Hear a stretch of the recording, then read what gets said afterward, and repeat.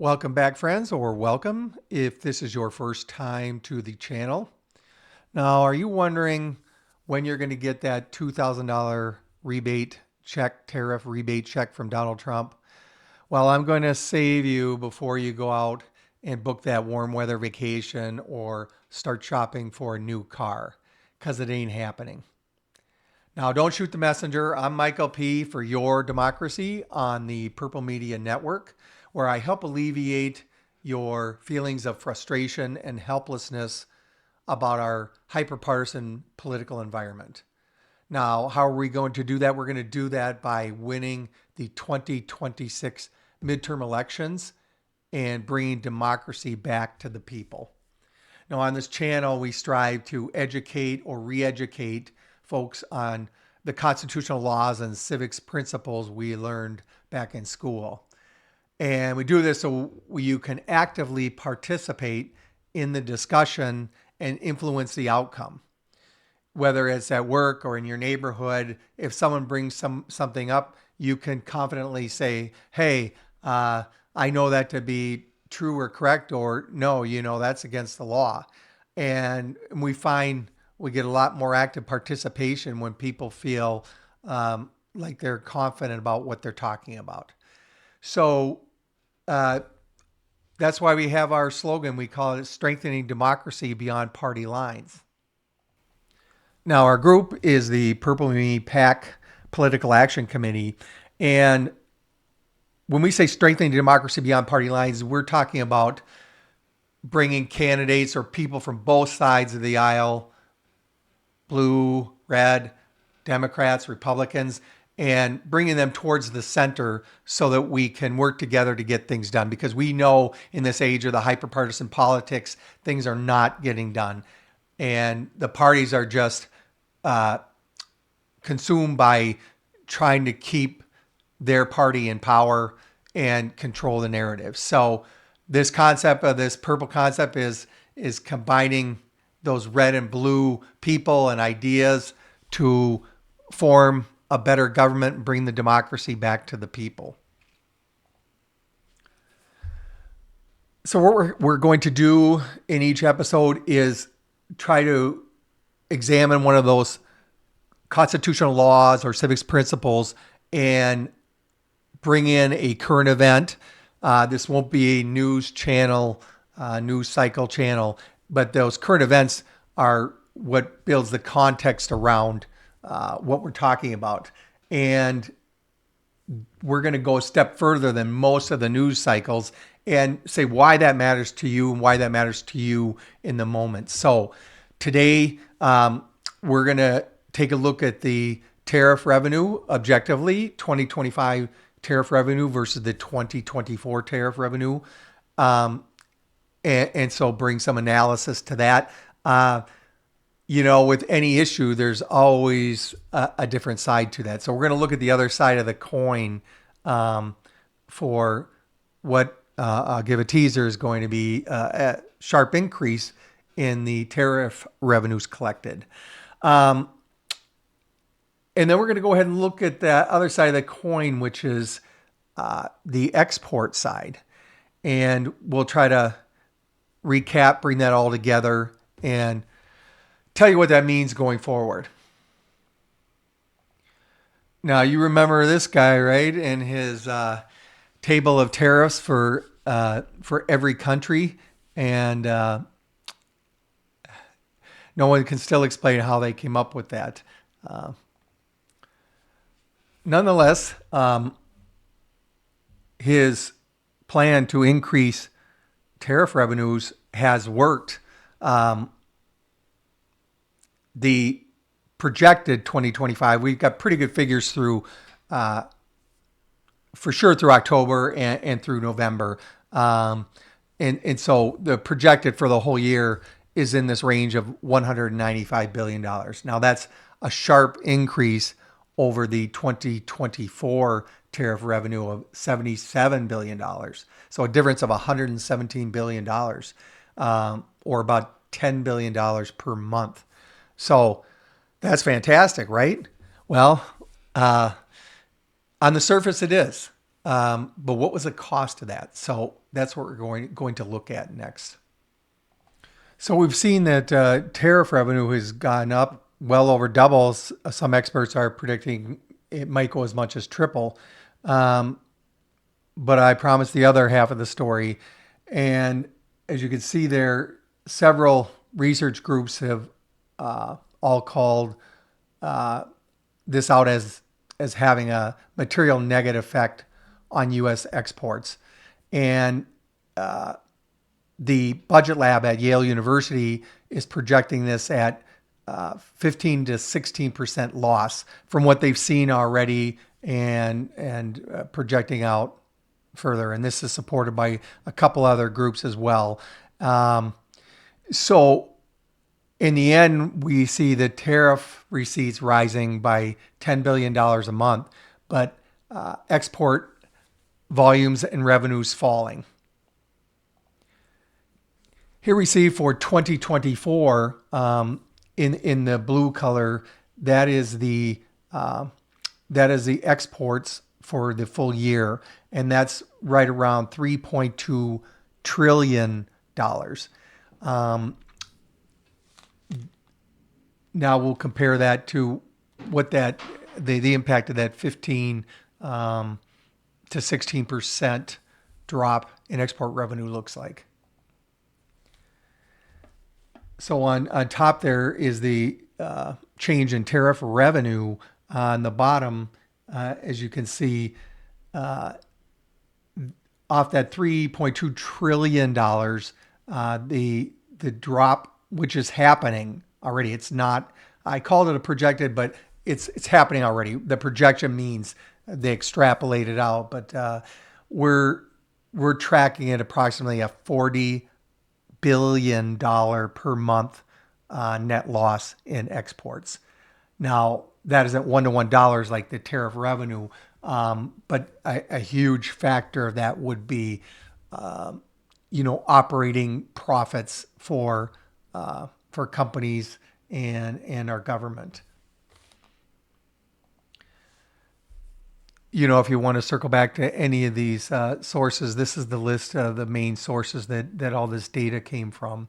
So all very, very credible. Some of it governmental, universities, independent organizations. So you could look back at that another time. I promised we'd always bring this back to why this matters.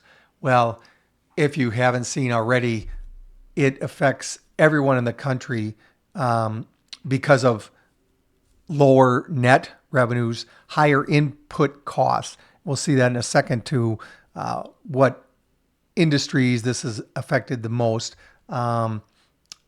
This will lead to higher unemployment overall. And to date, a lot of the importers and manufacturers, companies in the U.S. have absorbed a lot of the cost and pushed back a lot of the cost to their suppliers. But in the end, it's certainly going to be inflationary for U.S. consumers. To recap, let's first talk about the cost of that $2,000 check. So this data has been out there for weeks, and there isn't really anybody disputing that. So if Trump were to follow through on giving these checks to middle and low income people, it is estimated it would cost around $600 billion for one single round of payments. So we just saw that we're bringing in an additional $10 billion per month, or $120 billion per year. So you see an estimate there. They say that's going to grow to $300 billion. That might be total, but the positive effect might be, call it $20 billion. Most economists feel that it would increase, if they continue to do that, the national debt by $6 trillion over the next 10 years.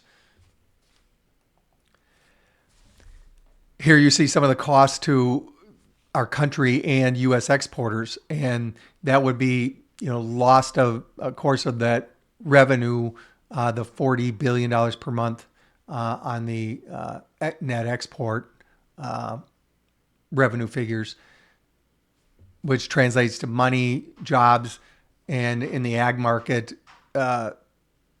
they're actually losing family farms. It has been so bad. The exports on especially soybeans virtually went down to zero from the previous year. But Trump has a plan for that. We'll get to in a second here.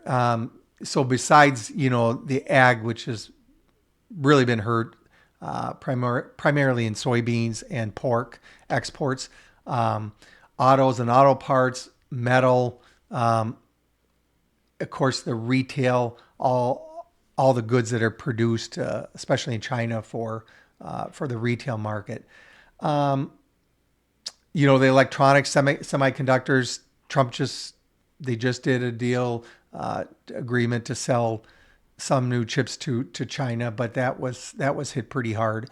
And all those other inputs for the construction and machinery industry. So, your lumber and all the things to build houses, and certainly not something we need when there's a housing shortage and affordability of housing shortage. So in the last day or two, Donald Trump has announced a $12 billion farm aid package for farmers suffering because of the retaliatory tariffs and embargoes against our ag sector. So I just want to see if I understand this. So he's going to, and he said he's going to take excess tariff money and use that to provide aid to the farmers. So the $12 billion would be, just in one round, would be over 1 month of the excess tariff revenue being brought in. So we're going to pay the farmers out of excess tariff revenue that we lost because of the tariffs. So if that makes any sense, help me out. So where do we go from here? Well, we're going to get more data as the months go on the net effect of these tariffs. And we are going to see what really comes about from all these promises made with extra revenue, which you can look up videos where Trump has promised this is going to bring down our national debt, currently sitting at 36, 38 trillion. We saw here that currently, or if we did these rebate checks, that would just add another $6 trillion to the debt over a decade. And he's already promised that he could use it to eliminate income tax completely, and pay other things. So the one thing we know is this check is not going to happen. And we know that he is a liar. And in a previous video, I showed you from two very credible research firms that he lies 72% of the time. And some of that is just lying by omission. So he's telling that first half of the story, which is the increase in tariff revenues, which is totally true, totally accurate, maybe 2 to 3 times what we were getting under the Biden administration. But you can see the net effect is way worse than the additional revenue, not to mention the damage to our reputation and integrity with people around the world and our supposed allies. So I want to remind you, this channel is about supporting, defending, bringing back democracy, and finding existing politicians and new candidates that will stand by their oath of office and be willing to work across the aisle, work towards that middle, work towards that purple democracy, I call it. And I have this little 5 commandments of any candidates that the Purple Me PAC Political Action Committee will consider when endorsing candidates for the 2026 midterm elections. And coming soon, I'm going to make my first recommendation. So stay tuned for that. And here are those 5 commandments. And remember, the goal here that I promise you is that we're going to bring you current events, but as they relate to the Constitution, civics principles, and the things that are not being honored, adhered to. And so all our candidates, it doesn't matter what party they're from. Currently, the Republican Party has really allowed Donald Trump to do whatever he wants and consume and grow the executive branch power. So there's very few of those that we could recommend for this upcoming election. So, but if you're on the right-leaning side, bring us new candidates, and we'll look forward to that. So remember, we have 328 days left before the midterm elections. So as always, thank you for joining. Stay strong, and we will see you in the next video.